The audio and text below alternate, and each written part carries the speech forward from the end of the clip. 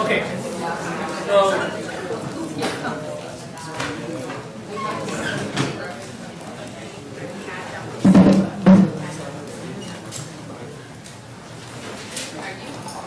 So they have installed a new, fixed some of the systems here, so hopefully this will all iron out.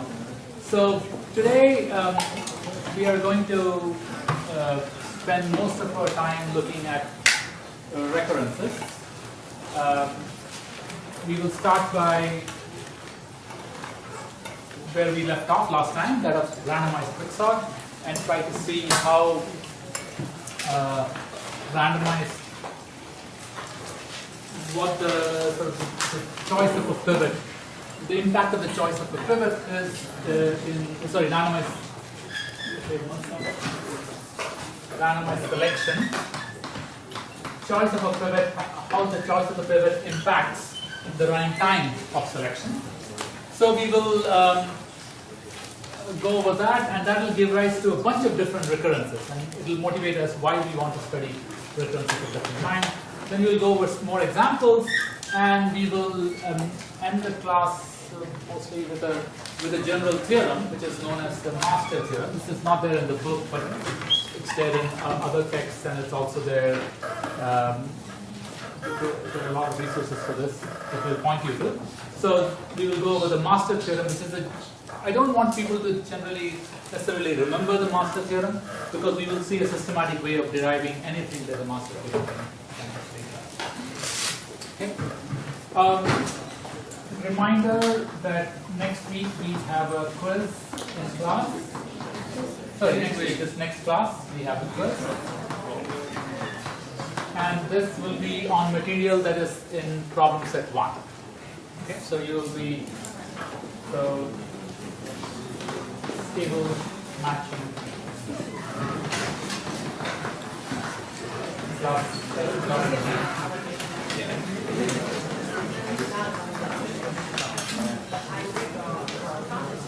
Okay. Okay. So let's remind ourselves what we were doing last time. We were looking at randomized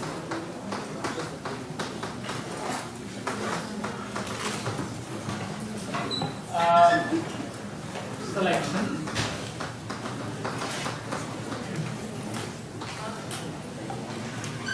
Using randomized selection, and the idea was the following. We wanted to find, let's say, the median, or we wanted to find an element of a certain rank. The goal is to find element of a certain rank.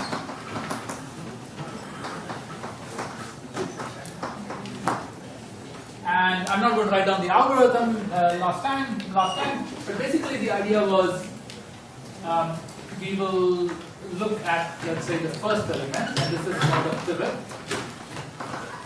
Let's call this x. Then you split the array into two parts based on x. Everything here will be less than x. Everything here will be greater than x. This is called the partition process. The partition subroutine. So everything here is less than x, everything here is greater than x, and then you will look for in the appropriate position. Of course, which left or right you look at depends upon the particular rank you are interested in. Okay, but the key thing is we'll only look at one side or the other. We don't have to do both sides. Okay, so that's the algorithm. It's very clear. It clearly works. It's correct. Because when you do the partitioning, everything less than x you put here, everything greater than x you put here. You look at what x's position here is. If k happens to be less than this position, then you have to look here.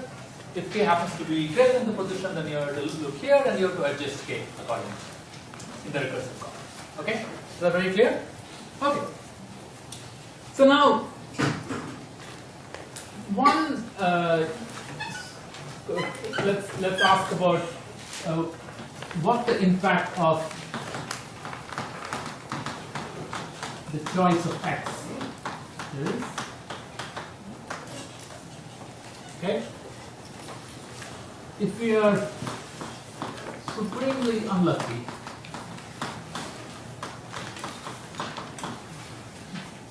Okay, that is, we find a pivot that breaks things extremely unevenly, and with our bad luck, we look for in the larger side. So what could happen? Well, remember this is a recursive algorithm. So recursive algorithm's running time is best expressed as a recurrence. So in the recurrence, you would say, oh well, T of 1 of course is something like 1, but in general T of n,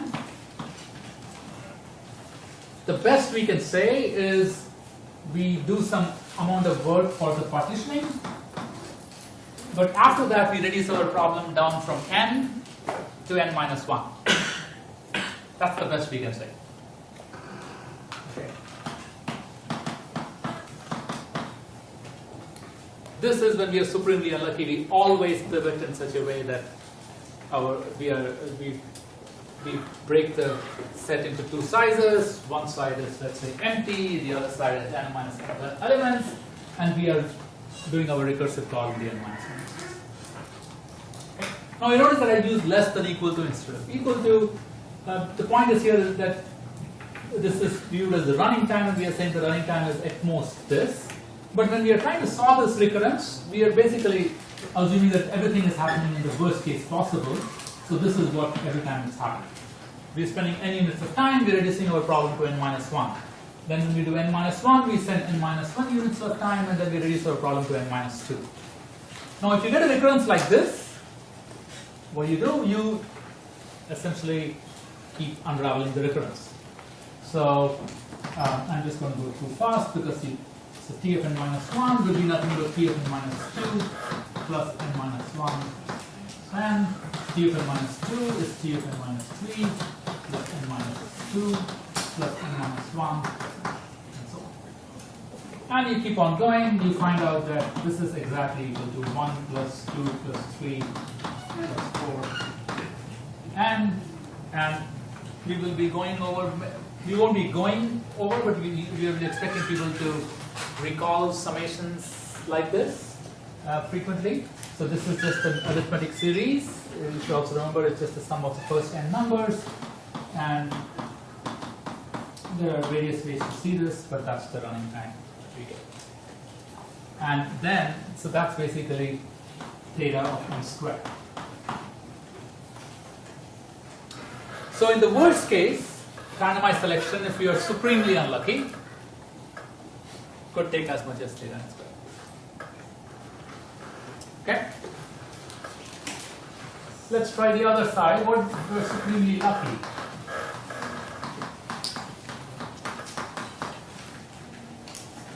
Okay, so the base case will always be this. What will happen if you're, what is the definition of supreme luck here?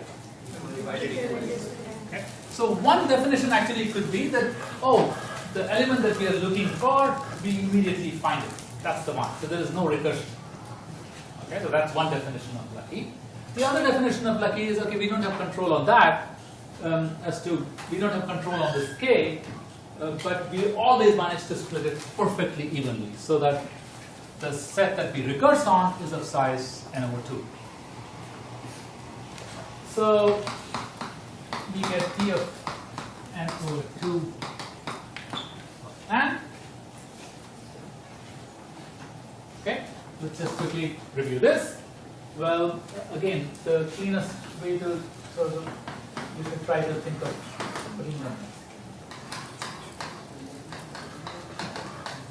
because we're going to repeatedly apply this recurrence. So what is T of n over 2? T of n over 4 plus n over 2. What is T of n over 4? T of n over 8 plus n over 4 plus n over 2, and so on. So this is basically n plus n over 2 plus n over 4 dot dot dot until this one hits 1. Okay. How many elements are here? How long does it take for n to hit 1 as you are dividing it by 2? Well, log base 2 of n. Okay. And of course, you might say, well, n may not be a power of 2, so we are going to ignore things such as that, like that. Okay. At some point, it will go to something less than equal to 2. Remember, this itself is imprecise because we have to be worrying about floors and ceilings. We are not. So we're going to ignore such things. So the number of entries here is log base 2 of n. So this is a geometric series. Okay, just once again, this is a geometric series with a ratio of half. Every time it's coming down by half. If you have a geometric series with a decreasing ratio, with a ratio less than 1, that always converges. So you really do not even need to know how many terms there are because it will continuously converge. So you can actually write this down, 1 plus half plus 1/4 dot. And even if you take it all the way to infinity, this is bounded by 2. Okay? Why is that? You should remember this. 1 plus r squared dot where r is less than 1 is equal to 1 minus 1 over r. Okay, that's a geometric series. So this quantity, when you take it to infinity, it's exactly equal to 2. If you're only adding it to a certain amount of time, it's at most 2. Okay. Of course, this is at most 2n, but it's also at least n. So we also get this to be theta n. Yeah. You have a question? Okay. All right. So, but these two are two extremes. Theta n squared, theta n. Okay? Now you might say, oh, in reality it might be some average of this. Maybe. What do you think would be the average of n squared and n? Average of n squared and n is very close to n squared.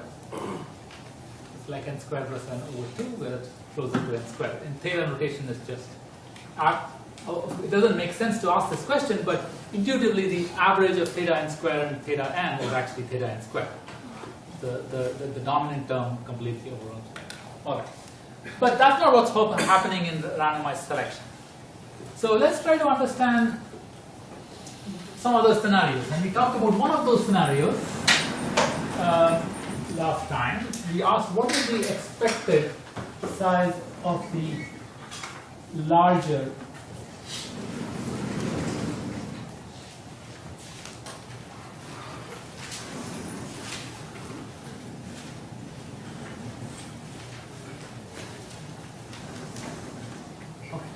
So, what is the expected size of the larger of the two? Here, okay, so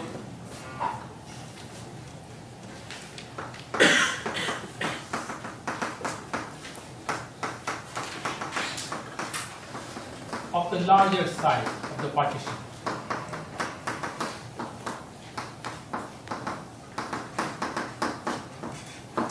Why are we interested in the larger side of the partition? Well, because we want to know sort of we are going to go into one of the two sides. What is the worst that could happen? Okay. So the expected size of the larger side of the partition. We reasoned it last time that this is equal to 3n over 4. That's because if you're very lucky, it is n over 2. If we are very unlucky, it is n, or n minus 1. But then it's equally likely to be anything in between. So we get 3n over 4. Okay? So let's try to see what the implication of 3n over 4 would be if we assume that the side on which we are trying to recurse is of size 3n over 4. That is, we get a recurrence of this form, T of n equals T of 3n over 4 plus n. Okay? How would you do this? Well, exactly the same way that we did before. Okay? So I think all of you should be able to follow that line of logic to derive this. Okay, so I would urge you all of you to just take a notebook and try to go over this. So T of equals T of P box over 4 box. This is the recurrence. And let's say we want to solve this recurrence. T of n equal to 3 of 3n over 4 plus n. Okay? Everybody comfortable with this? Where do you think this will go to? 3 of 9n over 16. So let's unravel this. So you get n. What's the next one? 3n over 4. Next one will be 3n over 4. What will be the next one? 9n over 16. 9n over 16. What's the next one? Just to be one more round. 27n over 64. How many terms would this have until it goes all the way down to 1? Log 3/4. Log of n. What base? 4 by 3. Because we are dividing it by 3 by 4. Sorry. Multiplying by 3 by 4, which is the same thing as dividing it by 4 by 3. How many times do we have to divide by 4 by 3 till we reach 1? That is log base 4 by 3.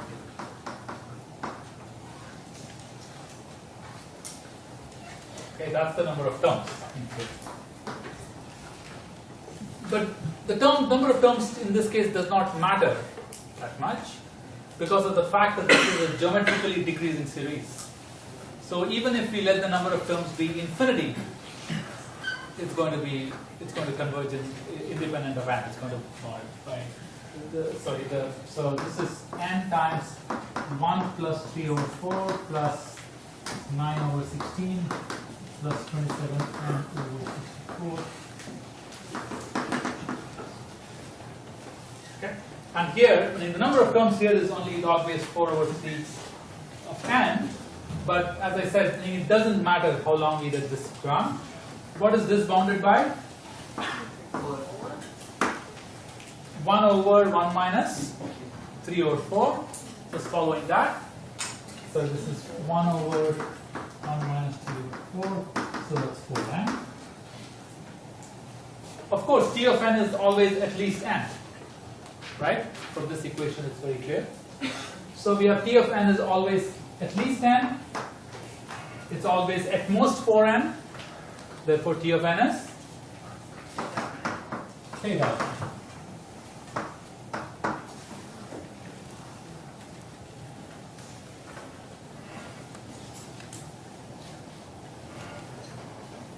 Okay? Any questions for this? Okay? So this is the expected. So if you remember the picture that we had, okay, well, you can be anywhere between n over 2 and let's say n minus 1. If you're n over 2, we got theta n. If we got n minus 1, what did we get? Theta n squared. 3n over 4 sits somewhere in the middle here. In that case, what do you get? Theta n. What do you think we would get if it was, let's say, 2n over 3? Theta n, and you should be instantly able to see that. If you put 2 over 3n plus n, okay, then what will this become? 2 over 3, this will become 4 over 9. What do you think will get this out to be? Less than or equal to?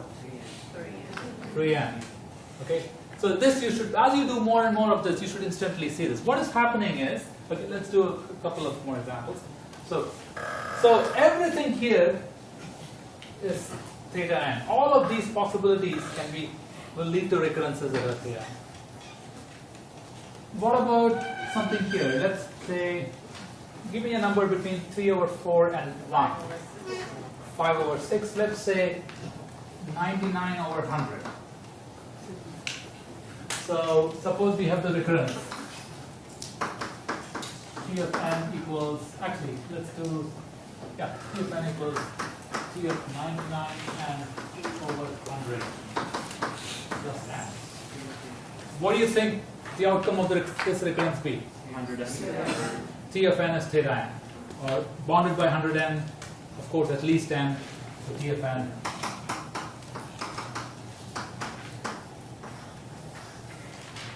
Okay. So what is going on in this picture is that the vast majority of the time, the recurrence is a good recurrence. But as we go closer and closer and closer and closer to n-1, so occasionally and very rarely, you might encounter, you might be not reducing your problem size by much. Okay. We are not going to do a proof of this right now, but it turns out that for randomized selection, we can prove that its expected running time is theta n. Even though this situation could happen, we argue that it happens so rarely that its impact on the running time in expectation. Okay. Remember, we're talking about worst case, but we're talking about the worst case input without, so somebody gives us the worst case input, we run our randomized selection with randomness. So the randomness is not worst case. It's not like somebody is choosing the random coins in the worst possible way. If somebody was choosing the random choices in the worst possible way, then of course we can't avoid this theta n squared, because somebody will just make that bad thing happen again and again. So, but we will hold off on the proof of this for now. So it turns out that randomized selection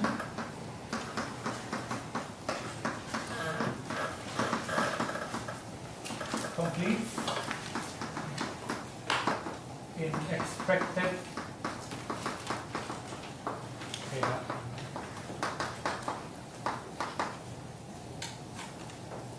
Okay, and the intuitive reason is that if you look at these all possible ways of partitioning, the vast majority of the time, 99% of the time, you will be doing a split which is favorable. Okay? Yes?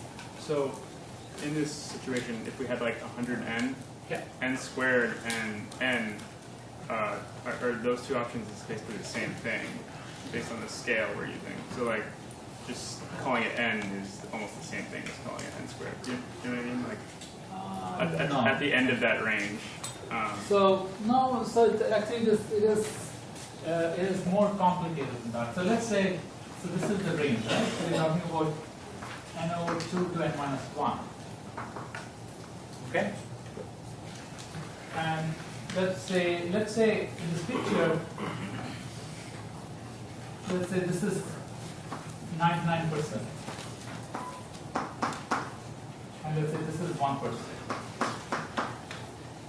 Okay? Let's suppose we have so far, let's suppose we decide the following argument. Oh, 99% of the time I'm going to be able to solve in theta n time. But 1% of the time I'm going to take, I don't know how much I'm going to take here. Let's say I'm going to take n squared time.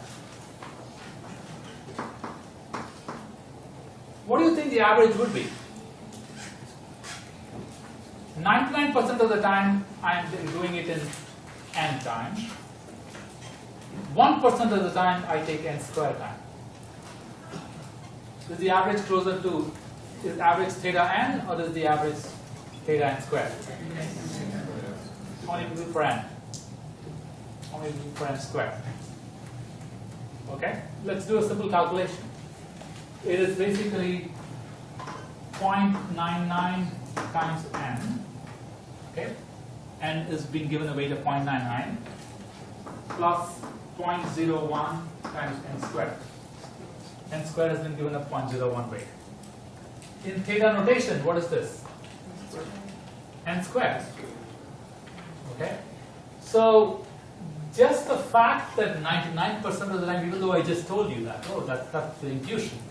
It's more subtle because you really have to understand also what's going on in this 1% of the time. Okay, so the proof that that the running time of randomized selection is theta n needs to take into account all of the possibilities, not just this and this.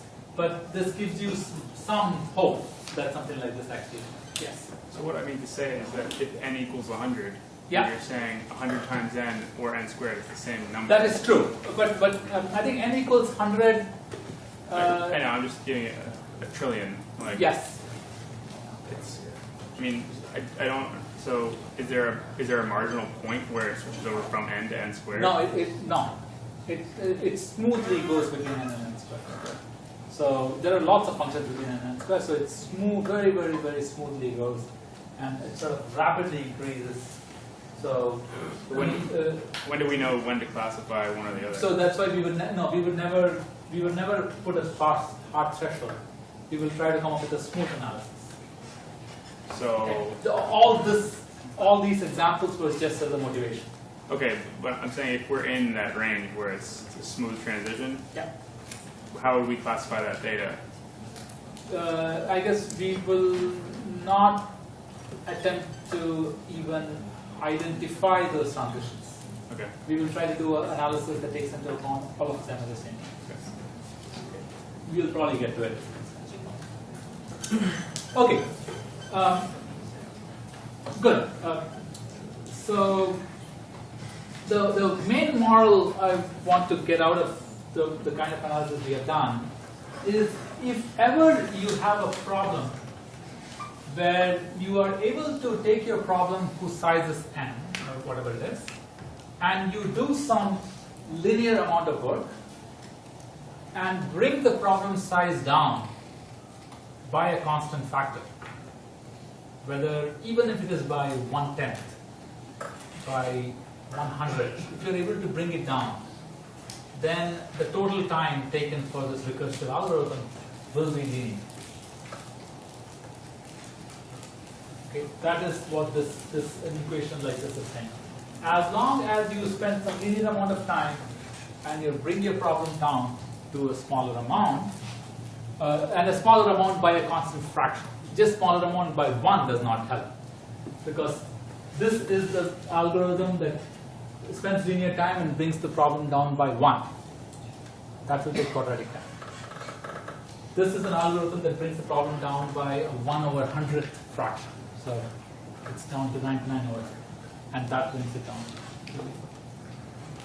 Okay? And this is basically the magic of geometric progression. So that most of the time you're spending is at the top, at the very beginning. After that, it sort of geometrically decreases, so that towards the end you're not spending much time at all. Okay. Okay. So, any questions about this? We're going to do a lot of more examples of recurrences now.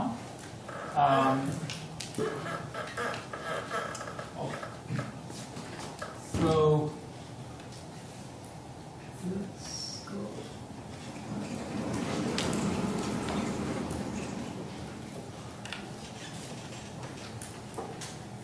Okay, so far we have seen a whole bunch of recurrences. So let's try. Let me try.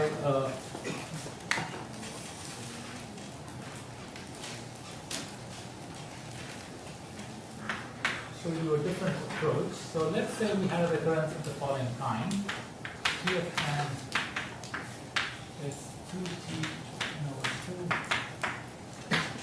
plus n squared. Okay? And again, you assume that the base case is something like t of 1 is 1. Okay? So I'm all the methods here. So the method that we have introduced, where we keep iterating, is called the iteration method. Okay. We are going to see the iteration method in a slightly different light, and I'm going to call it, which may be more convenient and at least more easy to visualize. I'm going to call it the recursion tree approach. It's sometimes referred to as the recursion tree approach. It's exactly the same method, except we just look at it a little differently. We also saw the method where we tried to prove something by induction, where we did some analysis and came up with the solution, and then we proved it formally using induction. That is sometimes called induction. It's also sometimes called the substitution method. And finally, for certain recurrences of that kind, we can also solve it using what we're going to talk about at the end of the class, towards the end of the class, what's called the master theorem. Okay, so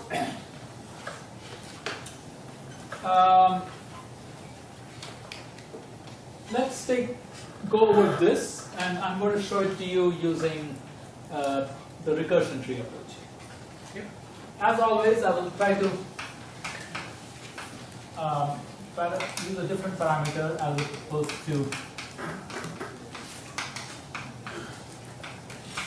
Okay. What does the recurrence here mean? So this recurrence, for example, could correspond to an algorithm that takes a problem of size n, does some n square amount of work, and breaks it into two halves and makes recursive calls to each of them. Okay? So this is the divide, this is the conquer step. The conquer step takes a quadratic time. Maybe there is a pairwise comparison or something like that that needs to be done. We don't know what kind of problem. Remember, in merge sort we had the same recurrence. Instead of n square we had the n. Okay? Okay. So if you have this, how would we go about solving it? Well, I'm going to draw a picture which shows the recursion tree. It says, okay, I'm going to spend for n, I'm going to spend n square amount of work on the conquer or the initial split or whatever it is. So n square amount of time. But then there are two other recursive calls that need to be satisfied, and that would be T of n over 2, T of n over 2. So I'm going to draw a picture in which if I add up all the terms, I will get T of n. So T of n is equal to n squared plus T of n over 2 plus T of n over 2. Okay? All right. Well, but what is T of n over 2? So, T of n over 2 is T of n over 4 plus T of n over 4 plus n by 2 whole square.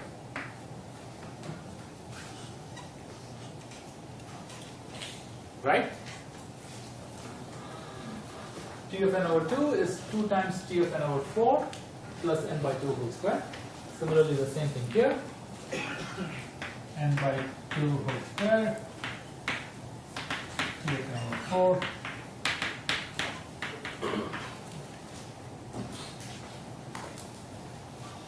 And When Paul said you need help? no, I didn't make a call. Okay. I hope so. They said Okay. 168 still. Let me check. Actually, I'm let you here. Oh, confusion call must have been. Must have some.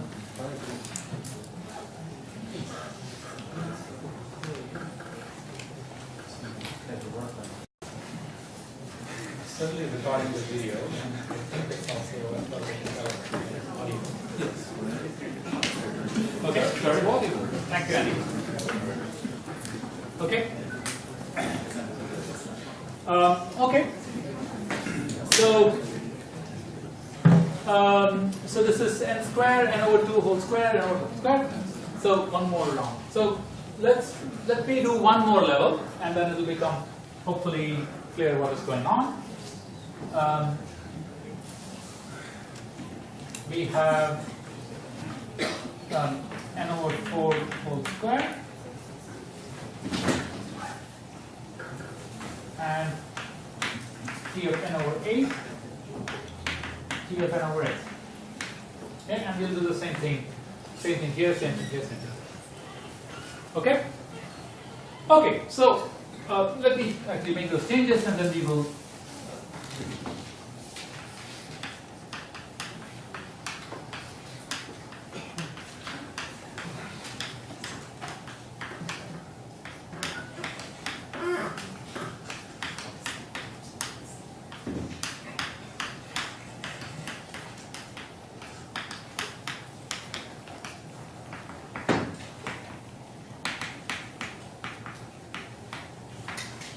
I have to use this mic just to be safe. Okay, so so this is basically, what is this picture representing? This picture is representing the, I'm just writing out T of n as the sum of various numbers that you see here. So I claim that T of n is equal to n squared plus n over 2 whole square plus n over 2 whole square plus n over 4 whole square plus n over 4 whole square plus n over 4 whole square plus n over 4 whole square plus 8 of these T of n over 8. That's exactly what T of n is. So this is exactly the same thing that you would do if you were to start from here and unravel it and do it 1, 2, 3 times. That's exactly what you will get. I'm just writing it pictorially. Okay? There's no reason to do it this way than unraveling it directly. Both of them are equal. They're exactly the same thing. So what's the value of this? Well, one value is, you notice at least for a recurrence like this, these two are the same things, these four are the same things. So maybe you can look at these things level by level. So you have n squared. I add these two, you get n squared over 2, right? 2 times n squared over 4, so that's n squared over 2. 4 times n squared over 16, so you get n squared over 4, and so on. Okay? All right? So if you were to unravel this further, open this further, what would we get here? N over 8 whole square. 8 of them. So 8 times n over 8 whole square will give you n squared over 8. Okay? So here is this tree. Let's try to understand what is T of n. T of n is simply the sum of everything that you see written here. That's it. So essentially T of n is the sum of this to this to this to this as long as we keep going down. Okay, so as long as we keep going down, how long will we keep going down? We are dividing by 2 every time. N over 2, n over 4. So the number of levels in this tree is log base 2 of n.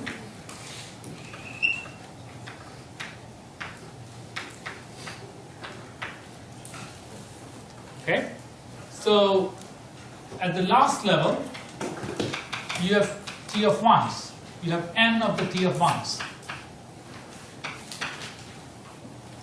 So the last level is basically adds up to n. So what you're getting is the T of n is n squared, 1 plus half plus a quarter and so on. And if I want to keep track of what's happening at the last level, that's nothing but n. So this is the last level.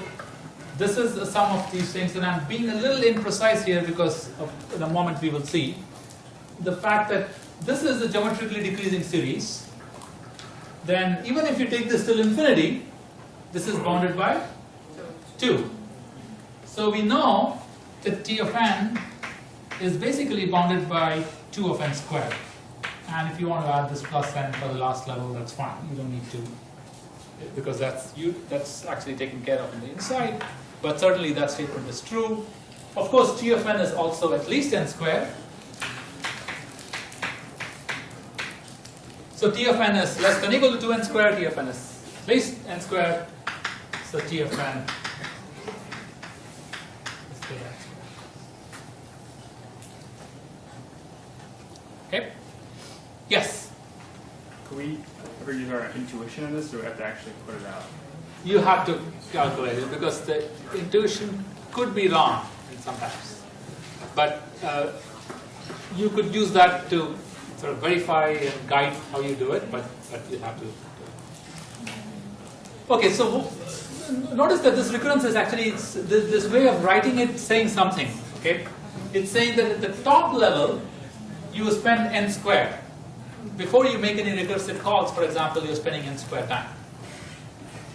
Then at the next level of the recursion, if you think of things happening going in a stack, at the next level of recursion, you end up spending n squared over 2 taken over both the cogs. At the next level, you end up spending n squared over 4 across the 4 cogs. So every level of the recurrence or the recursion, you're spending half as much time as you were doing in the beginning. So most of the time, you're doing it at the very beginning. Okay. So if, for example, you had an algorithm like this, where that's what you get, the recurrence and recursion, and you have figured out a way of improving this, then that's likely to improve the running time of the algorithm further, because that is really the part that is changing at the most important. Okay? Okay. So, good. So remember, so we have actually seen, let me do one more, just so that, let me draw one here.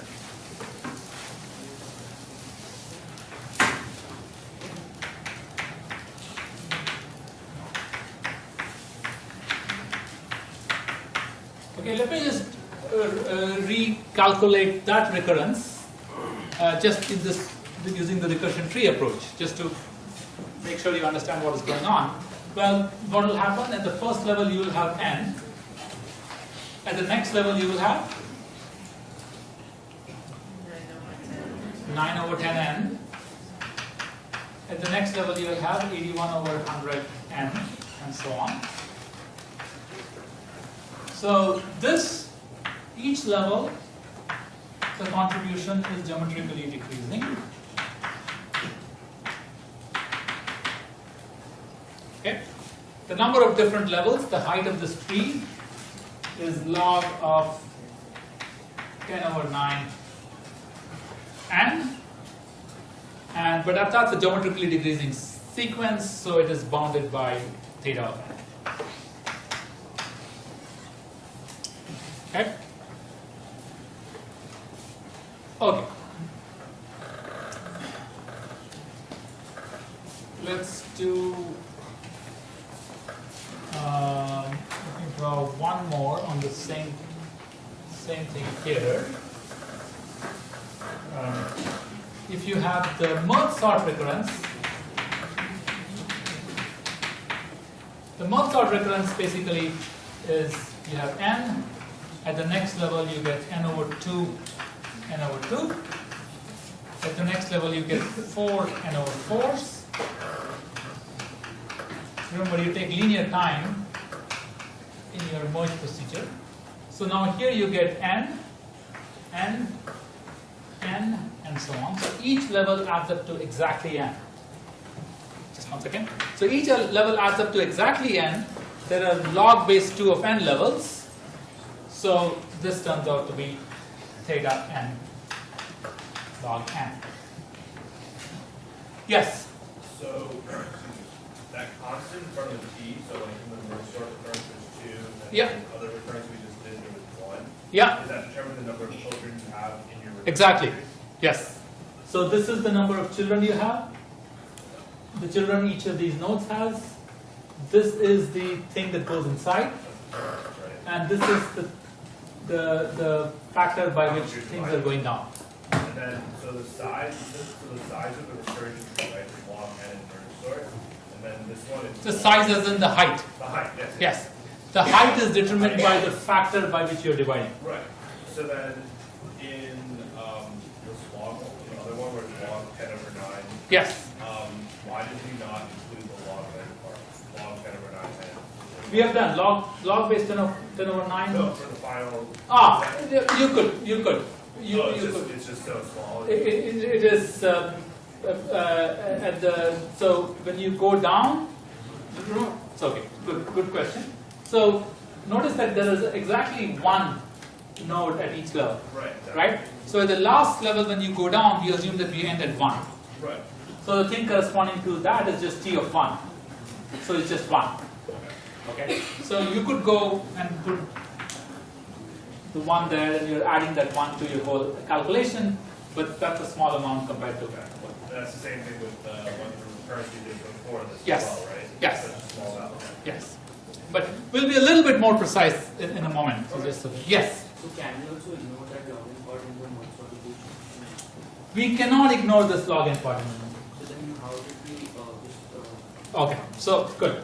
So this is, notice that this is n, so it's n times log n. Okay?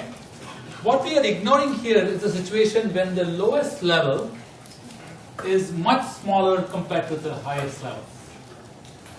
Here, every level is the same. You see that, right? And every level is the same. So you cannot ignore any one level. You could, if the last level, and intuitively, in principle, you should not be ignoring any levels. Okay, but in the theta notation, if you remove this factor log n, then you are basically saying that the sum of all these is just equal to the sum of for one level. That's not true, right? Okay, so in general, we will try to include every level. Okay? And when I'm ignoring a particular value, it's only because we are happy with the theta notation. Because if there are two numbers that are being added up, if one of them is dominating the other number, then I can just choose the first number, the dominant number in the theta notation. Okay? Does this mean the second that the second tree? This one? Yeah. Yeah. This means that most of the work is done at the root level. Yes. And it's unevenly divided. And it geometrically decreases as we go down. Yes. So basically, half of the work is being done at the root level. 3/4 are being done at the root and the next level, and I don't know, 7/8 are being done at the first three levels. Any other questions? Okay. All right. So we are going to follow that.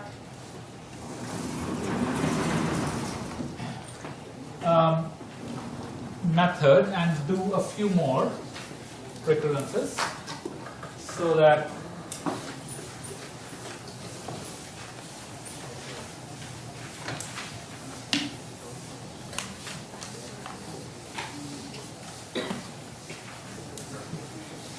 you see the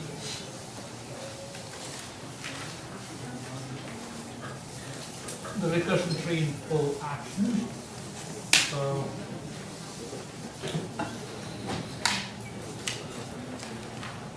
let's say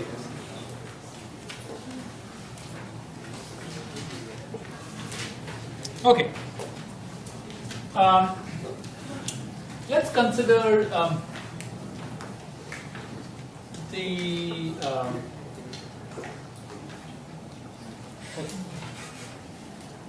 so let's consider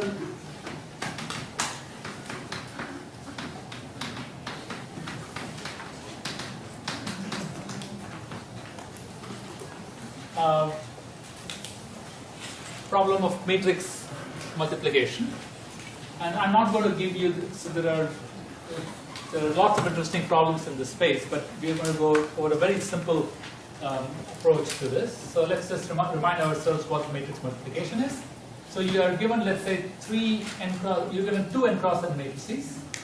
So A and B are both n cross n matrices. C is what you want to compute. So what does it mean? This is your A, this is your B, and you want to compute C. Okay? And you saw how to multiply 2 cross 2 matrices in the Fibonacci question in problem set 1. But let's look at the general principle for multiplying 2 n cross n matrices. So this is how you get an element. This element, the first element in the element in the first row and the first column, you go through everything here and you multiply point by point with everything here, right? So in principle, so basically the definition is the ith element, the element in the ith row and the jth column of C is nothing but you add over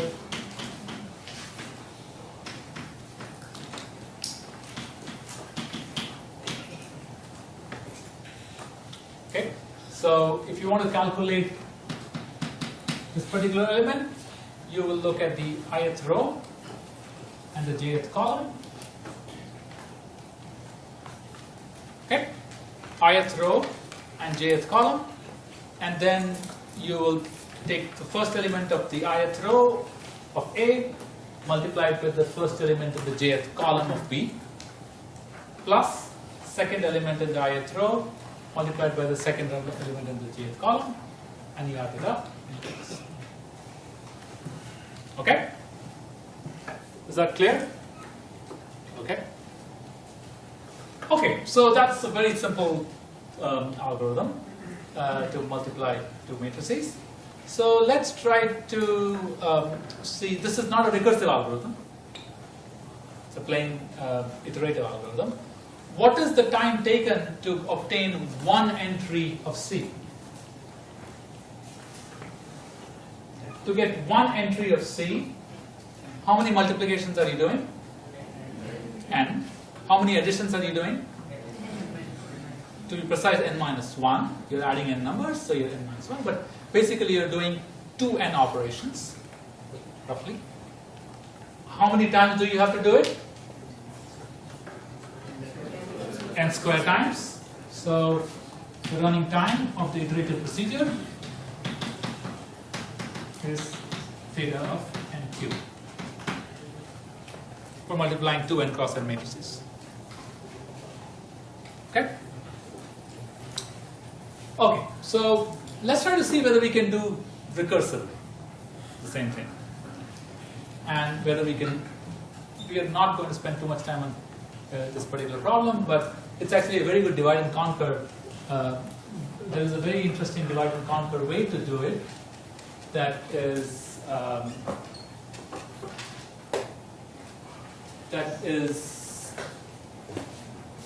that improves on this, but we are not going to go over that. All right, so let's try to see whether we can do it recursively. So I take my array A,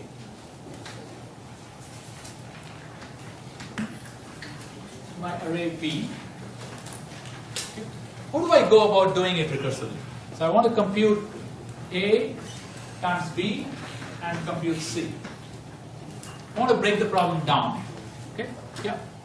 You could divide it vertically half and Good. So we could say I could divide my matrix A into 4 parts and my matrix B also in 4 parts. So let's call this A1. Let's call this A2, A3, A4. B1, B2, B3. All right. Now, what is the dimension of this matrix? N by 2 times N by 2. Okay. So each of these is N by 2 times N by 2. And good. So I'm looking at matrices that are smaller than N by N.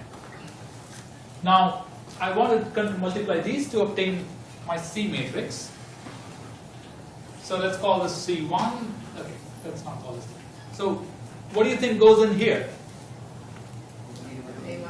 A1 times B1 plus A2 times B3. Maybe I should have written that as B2. A1 times B1 plus A2 times B3. What do you get here? A1 times B2 plus A2 times B4.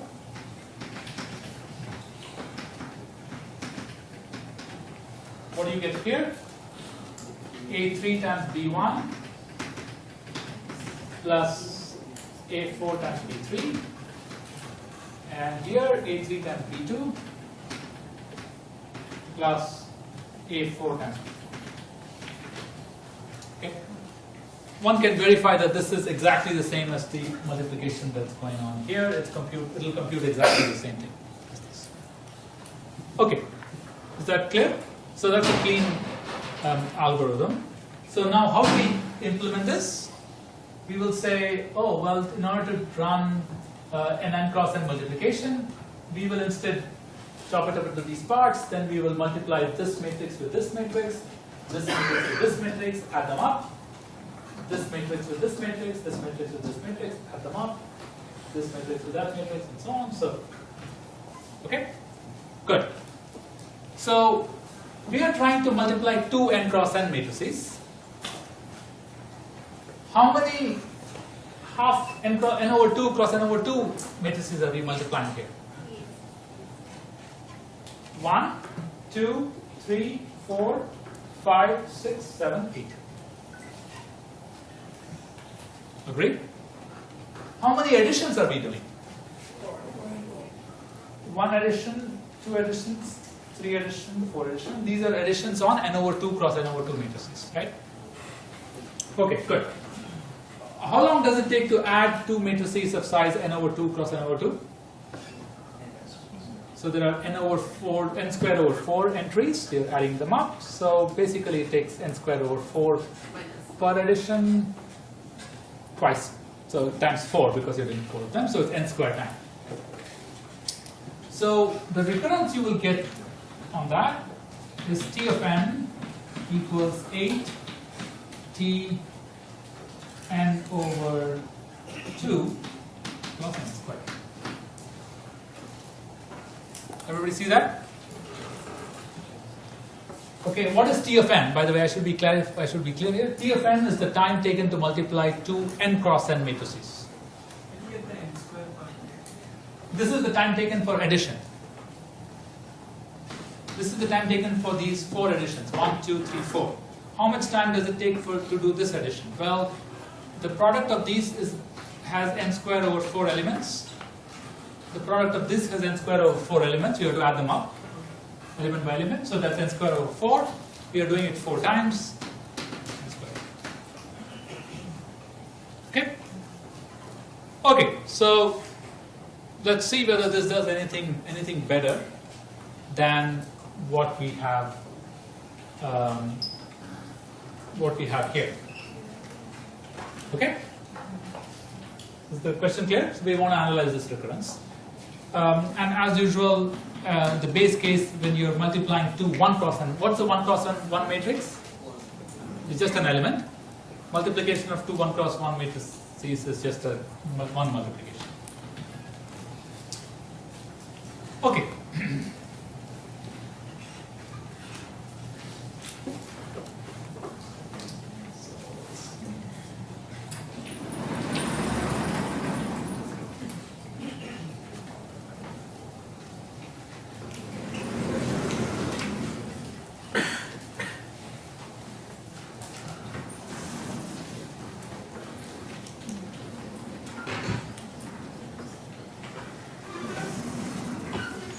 Alright, so now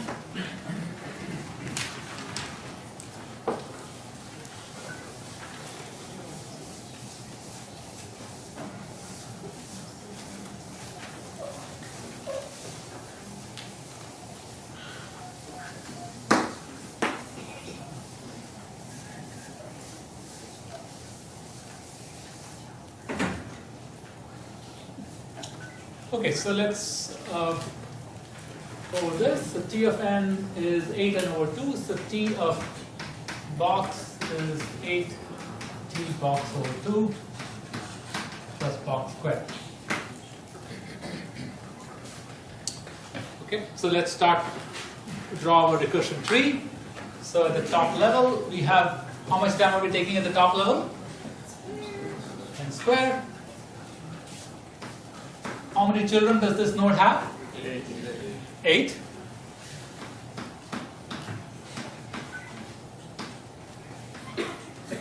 What is in each node? It's symmetric, so it's enough for me to focus on one node at this level. So what do we have inside this? T of n over 2. Right? Okay, so if I were to just open it for one level, this is what my picture looks like. But I want to open it further.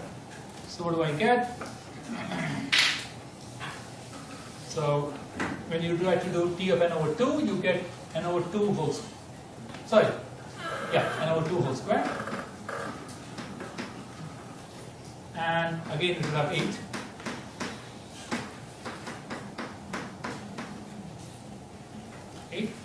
And within the 8, this will be n over 4 whole square. And n over 16 whole square. Sorry, n over 8 whole square.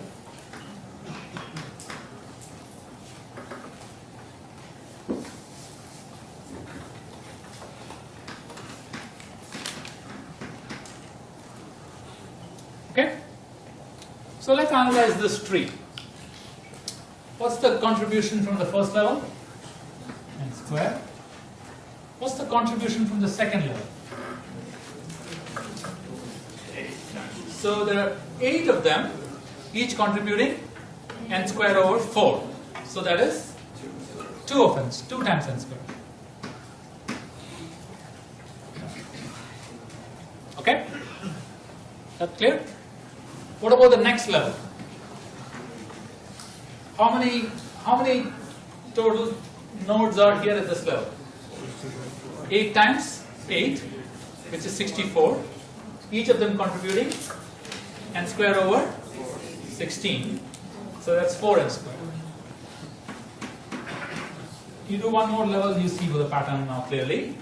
N square, 2n square, 4n square. Next would be 8n square. Okay? Okay, so what do we do when we look at the recursion tree? The next thing we try to do is understand how deep is this tree. Well, things are going down n to n over 2 to n over 4 to n over 8. So the size of the thing that is going into the tree is going down by a factor of 2. So the number of different levels is log base 2 of n. So here it is very important to keep track of the exact number. Okay, you cannot use a theta notation to keep track of the number of levels because sometimes these number of levels will end up in our exponent, and so you have to be very careful. So log base 2 of n. Okay, so but just by whatever we were describing before, what is t of n? It's exactly the sum of all the numbers that I write down here. Okay. So here what we will do is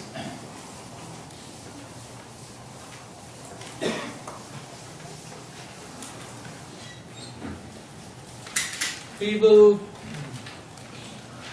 do the following. We will keep track of this pattern, and we'll also, you notice that things are increasing as we go along. Okay? So in particular, the sort of the casualness with which we are treating the last level, we cannot afford to do it because the last level possibly is the most dominating level because things are increasing. So what we will do is we will keep track of how things are increasing, and we'll also keep track of the last level. Okay, the last level will be the largest number that we will have, but we will keep track of that as well. So this is equal to the following: m square 1 plus 2 plus 4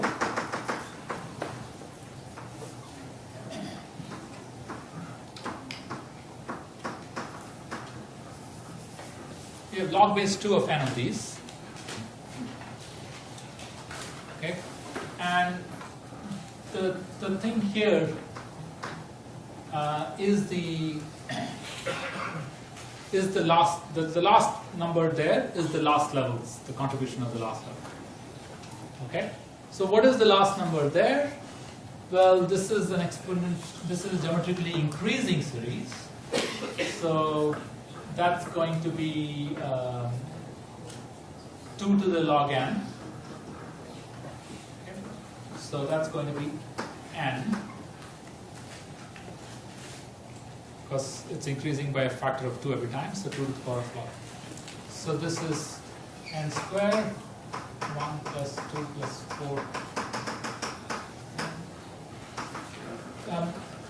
You could there are various ways you could do it. At this point, you could say you invoke the the geometric progression rule that if you have a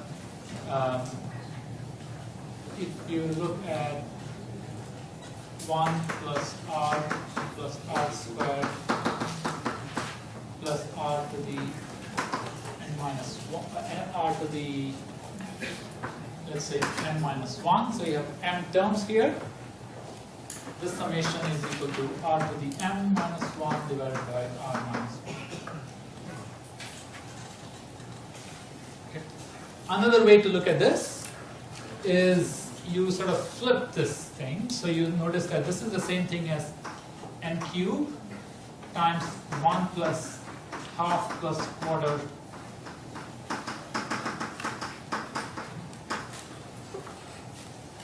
right. If I take n out, then I get 1. The next previous one would have been half, 1/4, and these ones are 1 over n over n. So I could just flip the. And if you look at it this way, then you immediately see that this is at least n cubed, and it's at most 2n cubed, because this is a geometrically decreasing series which cannot exceed beyond 2. Okay? So after this whole calculation, we basically get the T of n is theta of n cubed. Okay? And it's not that surprising. That recursive algorithm is not doing anything different than that iterative algorithm. They're basically the same thing.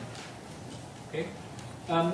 There is a beautiful set of results which actually force you to think about that recursive algorithm, but then do things more smartly to come up with recurrences which look differently and which actually beat the n cubed boundary.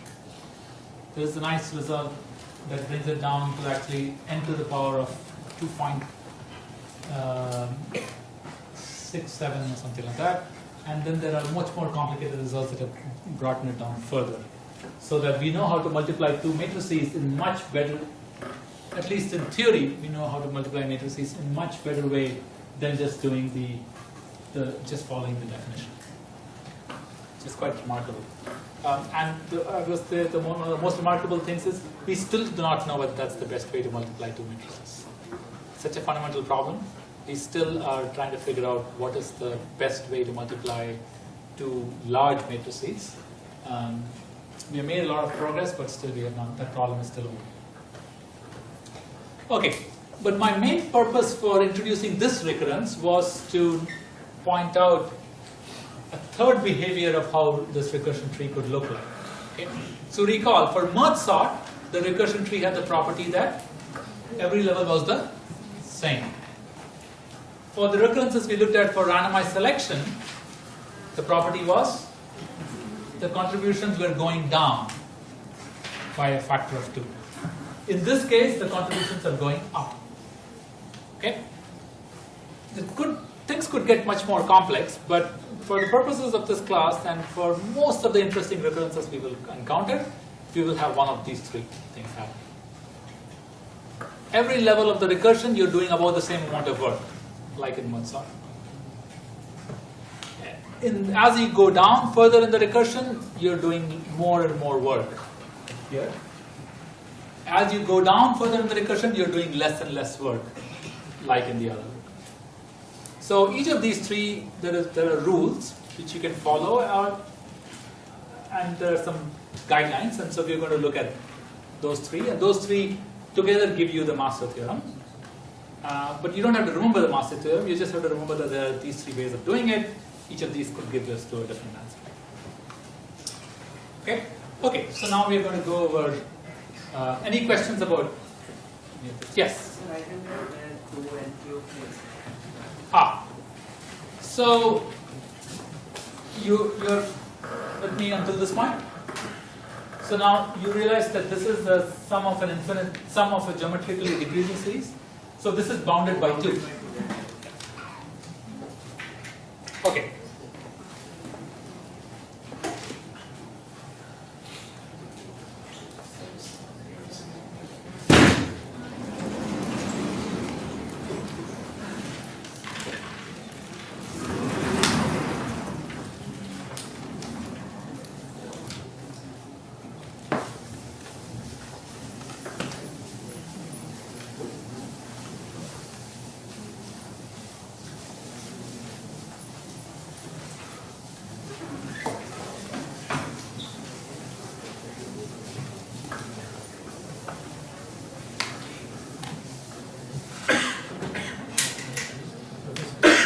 Yeah.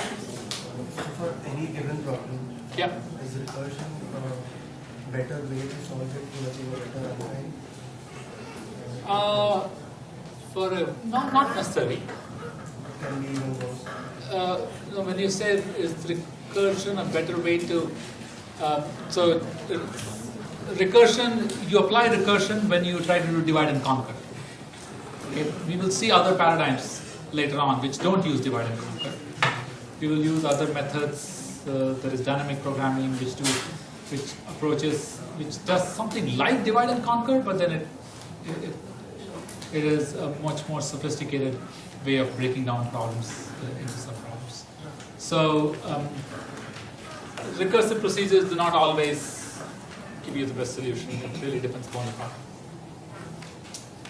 Okay. So let's try to understand the following. Let's say I give you the following. T of n is A times T equals n over T plus f of n. So that's the recurrence I'm giving you. You recognize that so far all the recurrences we have looked at had that property. Okay, not every recurrence we're going to look at will have that structure, but so far every recurrence we have looked at had this thing about have a multiplier, then t and 1 by b and plus f by n. Okay, what is one condition you do need is that b has to be greater than 1. Because if your recursion is such that you're taking a problem of size n and you're breaking it down into problems of size, you have to be breaking it down to problems of size smaller than n. Otherwise, it doesn't make sense. Okay, so that's one condition. Other than that, we don't have any other condition. A would often be at least 1, but we don't need to stipulate that here in this condition. F of n is a function that could grow with n and okay. And of course, we will almost always will have some base case, and for our base case,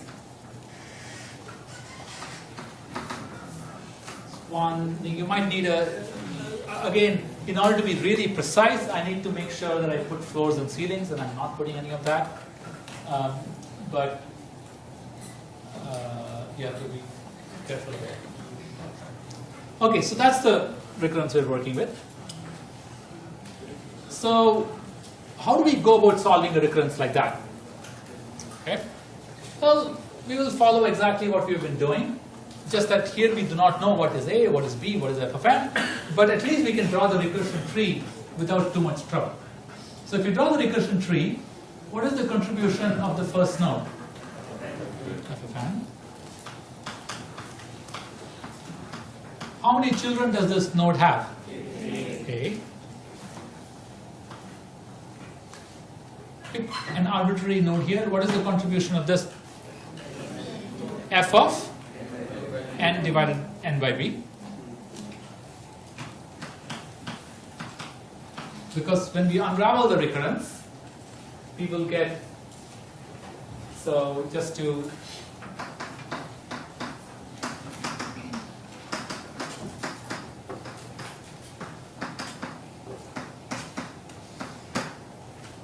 so when we come here, we are talking about t of n by b. So t of n by b is a times t of n by b squared plus f of n by b. So we put f of n by b here. And how many children does this have? Again, a. And the next level, this would be f of n by b squared.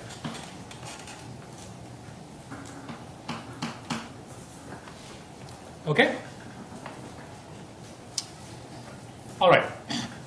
So let's try to just see what each level's contribution is. First level contribution is f of n. Clear? The next level contribution is a times f of n over b.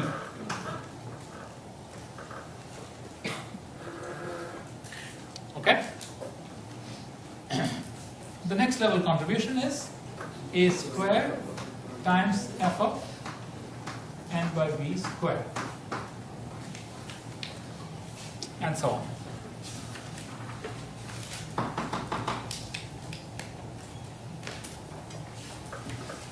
Okay? As always, we'll have to understand what the height of this tree is. What is the height of this tree? We are dividing by a factor of b every time. So log of n, but base b, because you're dividing by a factor of b. So the number of steps it takes before it hits 1 is log base b. So the height is log base b of n. So if the height is the log base b of n, how many leaves do we end up having? So at level 1 we have a leaves. At level 2 we have a square, and so on. So a nodes, a square nodes. So at level log base b of n we will have number of leaves is a to the log base b. Okay, that basically corresponds to the point at which we are starting the recursion. So that is just f of 1. Okay, actually no, t of 1, because we are not recursing anymore, it's just t of 1. And t of 1 we are assuming is n. So the contribution of the absolutely the last level is simply this. We can assume that the contribution of the last level is a to the power of log base b of n. Okay. Now, a little bit of algebra will tell you that this is actually exactly the same as n to the log base b of n. Okay, I'll try to derive this for you in a minute, but we will. It's more convenient to think of it like this than like that. That's because it makes it clear that this is n to the power of some number. Okay, so how do we go from here to here? Well,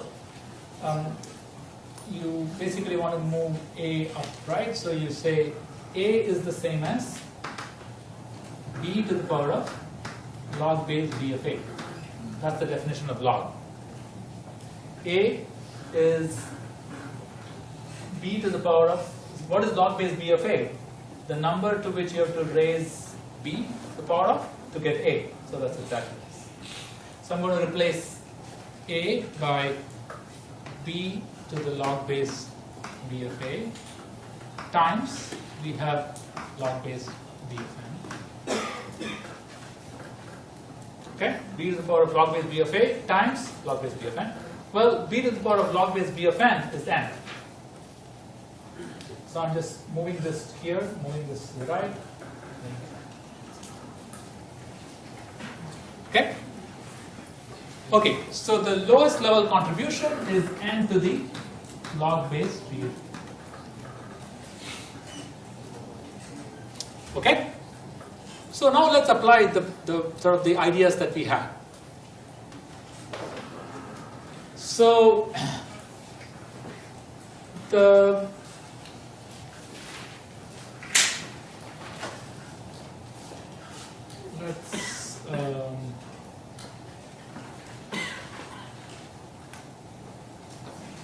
this.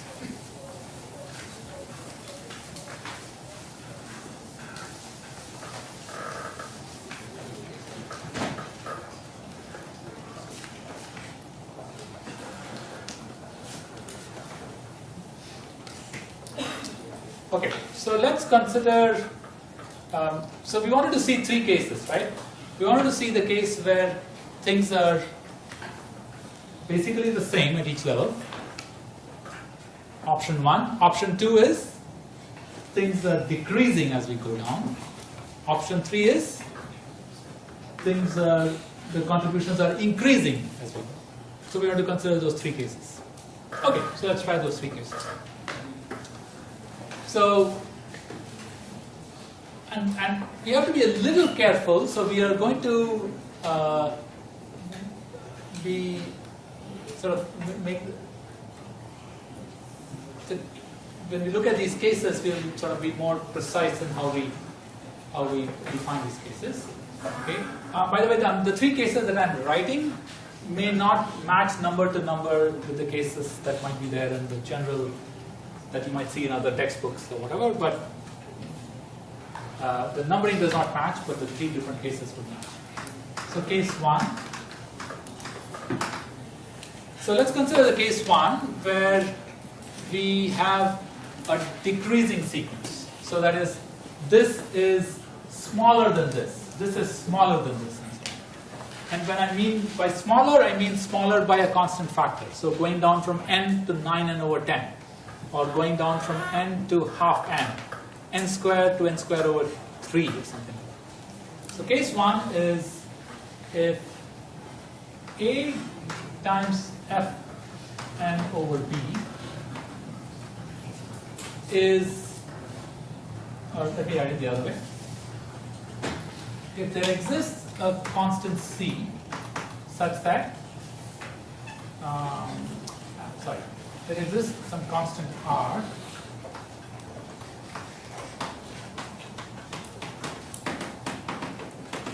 such that a times f of n over b is f of n is greater than r times a times f of n over b for all n bigger than or equal to some constant, some small constant.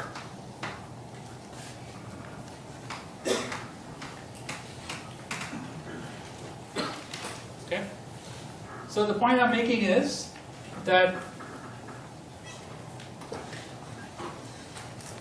as long as n is sufficiently large, this quantity is always c times r times this quantity. This quantity is always r times this quantity. This quantity is always r times this quantity. And r is bigger than 1. Okay? So in that case, what will happen? This is geometrically smaller than this. This is geometrically smaller than this. This is geometrically smaller than this. So what will be the sum of this dominated by? The top. So if this situation arises, then we can simply say P of n is theta of f n.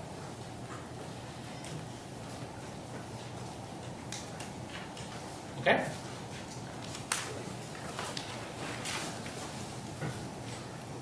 Case 2 is if these two quantities are about the same. So f of n is really theta of a of f of n over b.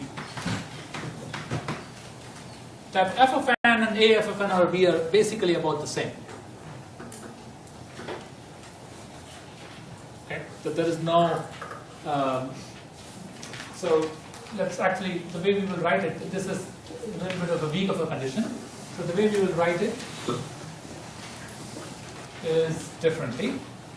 The way we will write this is we will compare f of n with this.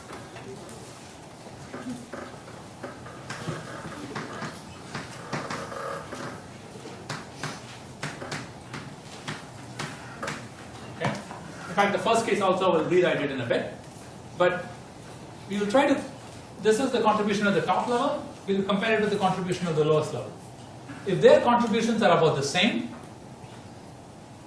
then we will say, oh, okay, basically all the contributions in all the levels are about the same. Okay? So if f of n is theta of n to the log base b of a, this is the lowest level, this is the top level, then we will say t of n, every level is contributing the same amount, which is approximately f of n. But the number of levels is log base b of n, which is log n, ignoring constants.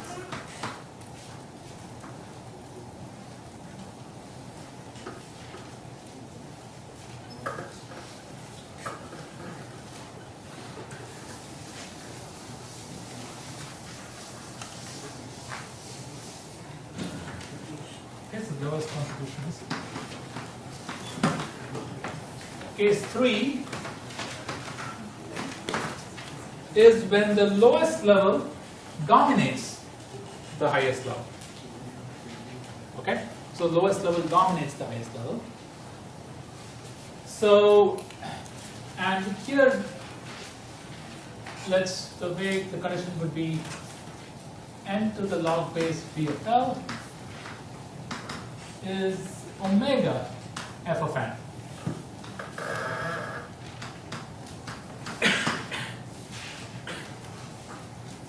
Okay, so the log base b of a, so the lowest level is bigger than f of n. Okay, in fact, we will require a stronger condition than this. We will say, okay, the case 3 applies when the lowest level is bigger than f of n. So we, of course, we can also write this as f of n is big O of n to the log base b.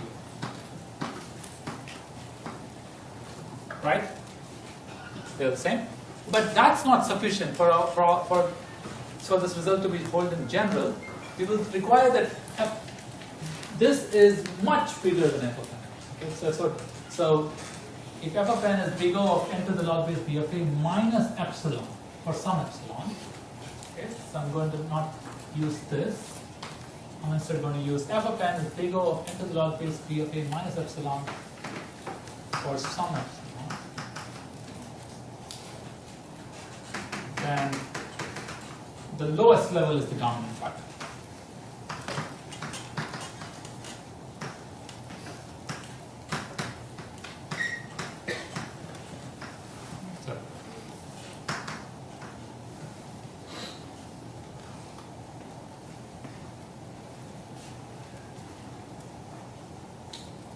Okay.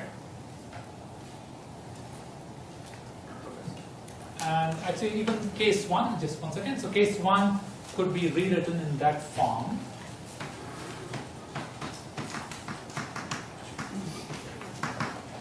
Case 1, we could put this condition as f of n was big O of n to the log base b of a. In case 1, we could say f of n is big omega of n to the log base plus. Okay. There are different versions of master theorem that are used, but I'm just going to just go over this in a minute again, and then there was a question. Yes? So that constant epsilon should be larger than 0. Epsilon is greater than 0.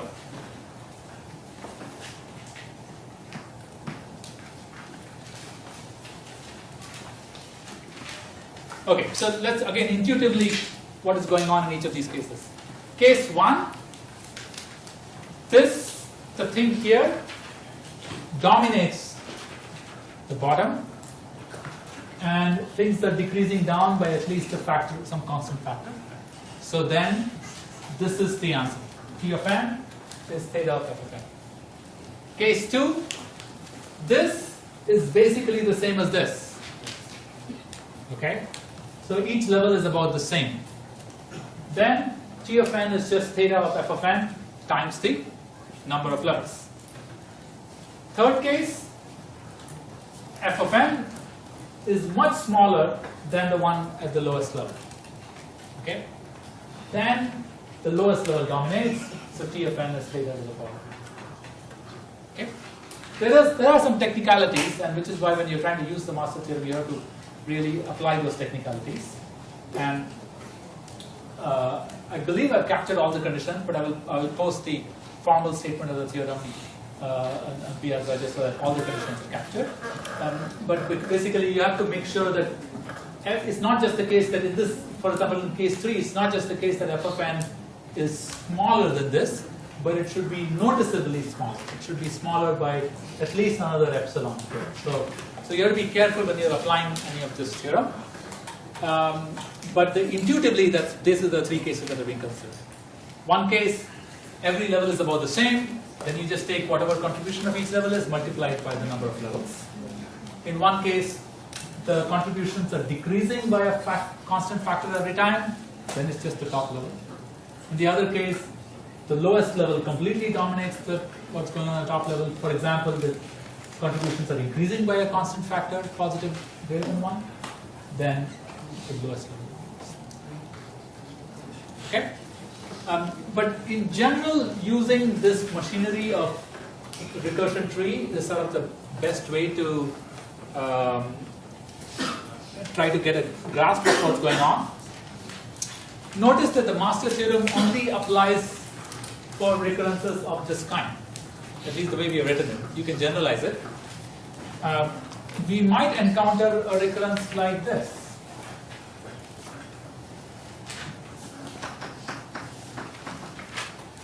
I might take a problem of size n, I might solve it on half of that recursively, but then maybe I need to also solve it on a different quarter of it, and I spend some n square time, I don't know. So that could be a recurrence. And we'll see examples of this recurrence. And there's a very nice example of this recurrence we'll shortly see. And we can analyze those using the recursion tree approach without much trouble. Okay? But we cannot use the master theorem, at least the way it is written, because this does not fall in the same format as this. Okay? Again, when does the situation arise? When in order to solve a problem, you break it into two sub-problems of different sizes. Okay.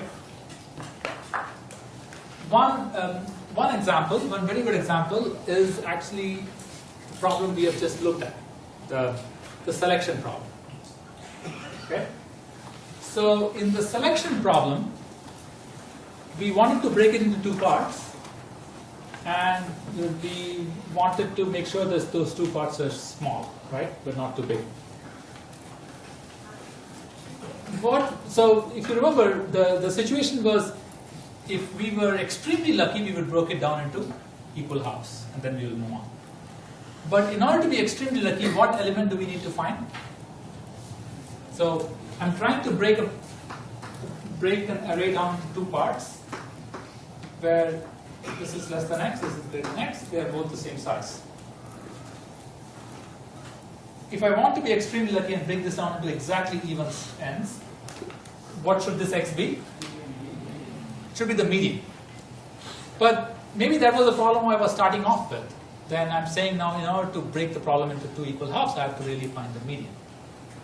So one question that you might want to think about is, can I do some work? And so what you will do in a really clever algorithm now for selection that we'll cover next class is do some work to find an element which is not the median, but it is guarantees that I split the problem into two halves, two sides which are not too big, either of them. And for that we will do a recursive calculation, and we will get some kind of a recurrence like this. Okay, not of this form, not exactly the right numbers. Okay, I think we'll stop at this point.